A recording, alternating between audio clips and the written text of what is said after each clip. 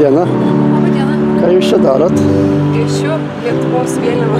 Vėliava, širdelėje. Kaip? Širdelė čia jo. Čia širdelės formos, taip. Ką galite pasakyti apie Lietuvą? Apie šią šventę?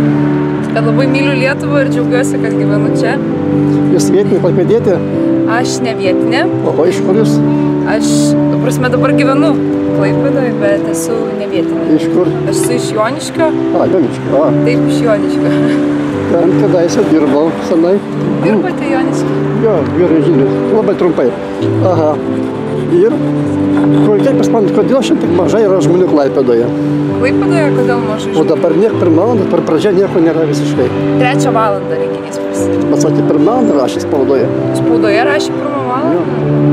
Nežinau, kodėl rašė. O kada paradas turėtų būti? Parado nebus, bus 3 valandą tik renginys, čia minėjimas, dainuosim Lietuvos himną, koncertuos jaunimo grupės, susirinks kitataučiai, kurie taip pat sveikins Lietuvą.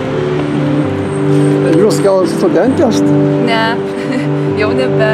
Dirbat, jo? Taip, dirbu. O ko jūs vardu? Ineta. Ineta. Jūs matysite save YouTube vakare.